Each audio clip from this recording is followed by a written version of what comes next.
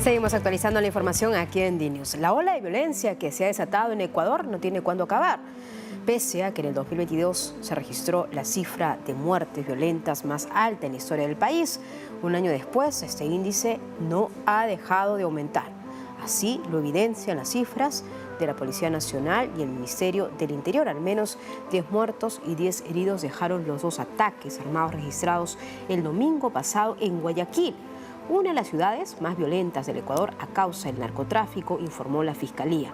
En el informe del Ministerio del Interior se indica que entre el 1 de enero y el 2 de julio del 2023 se registraron 3.568 muertes violentas. Si se compara con los 2.000 crímenes de este tipo que se cometieron en el mismo periodo del 2022, el incremento es del 74%. Guayas, en Guayaquil, es una de las ciudades más golpeadas por la violencia, con 1.531 asesinatos entre enero y junio. El último ataque armado se reportó este último fin de semana, con al menos 10 muertos y 10 heridos, entre ellos niños de 14, 13 y 2 años, en 2 ataques armados. Cabe mencionar que Guayaquil se ha convertido en un punto de distribución de droga que va hacia los Estados Unidos y Europa.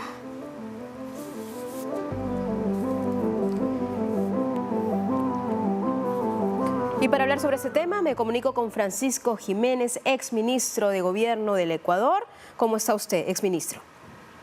¿Qué tal, Carmen? ¿Cómo está? Buenas tardes, un gusto poder compartir panel con usted. Y también decirlo, es gobernador de Guayas, uno de los puntos más críticos y complejos, y por eso también vamos a entablar esta conversación. Yo quiero empezar, Francisco, con las medidas, las disposiciones que se están adoptando. Desde que usted es exministro de Gobierno del señor Guillermo Lasso hasta ahora, ¿cuál es la diferencia? ¿Qué es lo que está marcando la pauta y la agenda para afrontar la criminalidad? Bueno, yo creo que hay cosas que han cambiado desde que yo salí en febrero de este año del Ministerio de Gobierno. Y para empezar, pues la crisis política ha bajado un poco de tono, forzosamente, porque el presidente decidió optar por el mecanismo constitucional de la muerte cruzada y que se vayan los asambleístas a su casa, y va a haber elecciones ahora en apenas unas cuantas semanas más para elegir nuevo presidente, porque el presidente Lasso decidió no volverse a postular. Entonces, eso le bajó un poco el tono a las cuestiones políticas y dejó que el Ejecutivo se centre más en el combate a los problemas del país. Como usted sabe, pues la historia de los países latinoamericanos y particularmente la historia del Ecuador nunca ha sido muy lineal en términos políticos, y siempre ha habido pues esta especie de obstruccionismo o conflicto permanente entre el Ejecutivo y el Legislativo, que hace que a veces la solución de los problemas se difiera un poco. Entonces eso, los últimos 3 meses, por fuerza de las circunstancias, no ha habido o ha habido menos. Ahora, que si ese tiempo se ha aprovechado para tomar decisiones eficientes y poder apretar el acelerador para la solución de los problemas que requiere el país, es una cuestión distinta y obedece a otro tipo de análisis. Yo pienso que allí, si bien es cierto, se han llevado acciones importantes en diferentes frentes, como la incautación de droga, como inclusive la tecnificación en los métodos de destrucción de la droga, porque ahora pues se la está utilizando como el cemento y se la deja bajo tierra y se utilizan otras nuevas técnicas. Creo que ahí ha faltado un plan un poco más completo, un poco más integral, que desde mi punto de vista debería dividirse en 3 aspectos que para mí son fundamentales en el combate a la inseguridad. El primero es el modelo de gestión de las cárceles. El modelo de gestión de las cárceles en el Ecuador está colapsado. Tiene problemas muy serios, es como un queso gruyere, con filtraciones por todos lados y permanentemente se descubren, se incautan armas, drogas, celulares de todo tipo. Entonces, ese es un aspecto que tiene que ser revisado en lo que queda de este gobierno por este gobierno y con el candidato que gane las elecciones con el otro gobierno. Lo segundo, el control de fronteras. El Ecuador no es un país necesariamente productor, pese a que ahora pues habrán ciertos cultivos, pero no es necesariamente productor, es un país de tránsito. Por algún lado tiene que entrar. Y el lugar natural por donde entra la droga son las fronteras, las marítimas, o la del norte o la del sur. Entonces, si ese es un problema, entonces tiene que haber un reforzamiento en el control de fronteras, y para eso pues hay que hacer una masiva inversión que permita poder llevar a cabo un control mucho más eficiente que el que se ha tenido hasta ahora. Ese es el segundo eje de un plan de seguridad forzoso que me parece que deberían tener los candidatos y que en lo que pueda el gobierno lo trate de implementar ahora. Y el tercero, el de policía comunitaria. Como usted bien señaló, yo fui gobernador de la provincia del Guayas en el 2009, es decir, hace ya 14 años, y en su momento fui subsecretario del Ministerio de Gobierno y ahora pues fui ministro de Gobierno. Fueron otros mis problemas, pero nosotros logramos obtener bastantes buenas soluciones en materia de seguridad con el establecimiento de un Consejo Provincial de Seguridad que organizaba en esa época los 28 cantones de la provincia, y sobre todo con la formación de una policía comunitaria, es decir, una policía mucho más en contacto con cada uno de los territorios. Guayaquil, como usted bien señala, es probablemente uno de los focos más conflictivos en materia de seguridad dentro del país. Es una ciudad grande de 3 millones de habitantes. Guayaquil tiene que ser distritalizada. No es posible, es un sistema similar al que existe en Lima, tengo entendido, si no me equivoco son 36 municipios. No es posible manejar a la ciudad desde un mismo centro administrativo. Yo lo he planteado varias veces, aún no se lo ha hecho. Hay que descentralizar. Hay que descentralizar y también de esa forma poder pues, generar un nuevo cambio. Usted ha dicho cosas importantes. Entre los 3 puntos, y voy a aprovechar precisamente este punto del control de fronteras, porque lo dijimos en nuestros titulares, un total de 210 toneladas de droga incautadas en un solo año, y al parecer esto ha sido todo un récord. Pero claro, uno se pregunta también, comunicador o como periodista, mientras se viene incautando droga, ese control de fronteras parece que todavía es una coladera, ¿no? Porque paralelamente es por donde se está metiendo más droga. Esa es básicamente la lógica que siempre surge a través de estas cifras récord que se anuncian desde el gobierno. Otro punto que me parece importante mencionar es el tema de las cárceles, la gestión de cárceles. Y siempre cuando hablamos con especialistas, señor Francisco, usted que ha estado como ha sido como ex ministro de gobierno, donde salen las políticas de gobierno, pues dicen que la corrupción es definitivamente un punto que se debe trabajar mucho con los funcionarios, los agentes penitenciarios y sobre todo los que tienen cargos de más alto nivel. Cuando usted estuvo en su gestión, ¿cómo trataron de aplacar o generar, digamos, algunas soluciones o alternativas a un tema que es transversal, una problemática transversal como es la corrupción? Bueno, se establecieron algunas políticas desde la entidad que maneja el tema de cárceles en el país, que es la SNAI, es decir, la Secretaría Nacional de Rehabilitación Social, que maneja toda la infraestructura carcelaria.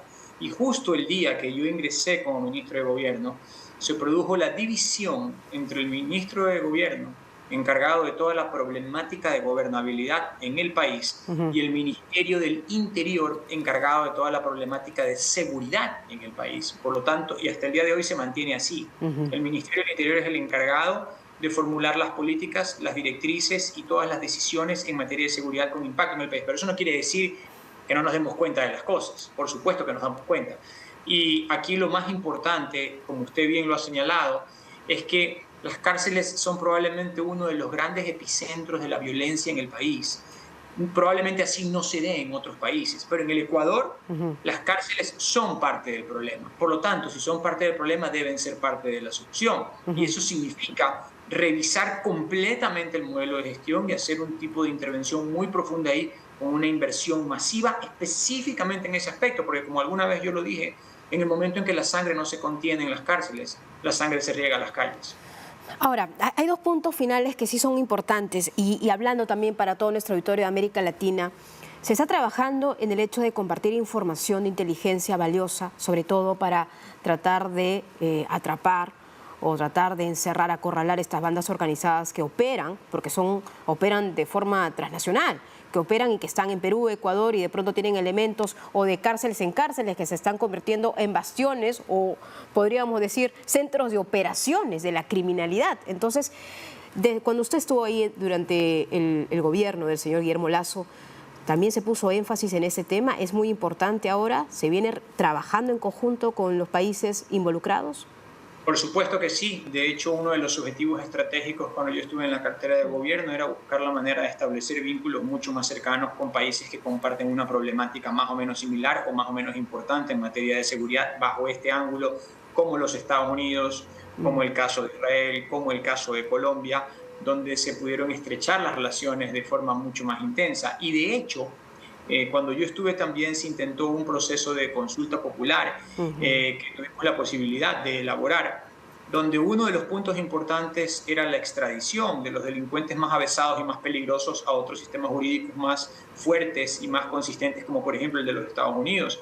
Lamentablemente la consulta popular no se aprobó y ahí se perdió una posibilidad de coordinación internacional y cooperación internacional muy importante, porque no nos olvidemos, así como la delincuencia coopera, entre comillas, internacionalmente para llevar a cabo sus fechorías, así deben, o no de esa manera, pero el mismo principio deben aplicar los estados, deben colaborar, deben cooperar, porque son fenómenos transnacionales que involucran la utilización de herramientas de cooperación internacional. Lamentablemente en ese momento no prosperó por diferentes circunstancias políticas la consulta popular y me parece que ahí se perdió una gran oportunidad, pero en todo caso quedó la semilla plantada justamente para trabajar ese tipo de cooperación internacional, pero también para revisar el rol de las Fuerzas Armadas, que hoy debe ser mucho más interno que externo.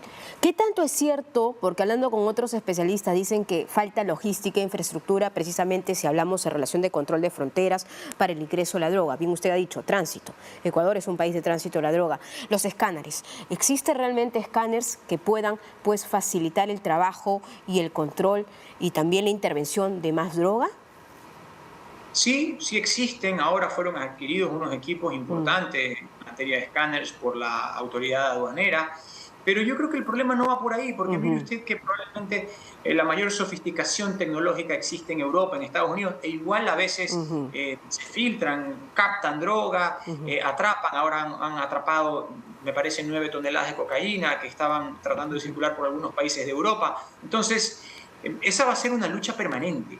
En lo que tiene que concentrarse el Estado, además de la tecnificación de los procesos de control en las zonas de frontera, es también en que las cosas no se pasen por otro lado. Hace unos días, uno de los candidatos presidenciales sacó un video donde se establecían unos pasos clandestinos en la frontera norte. ¿De quién estamos hablando? Muy interesante, porque también estamos en una antesala esto de los candidatos.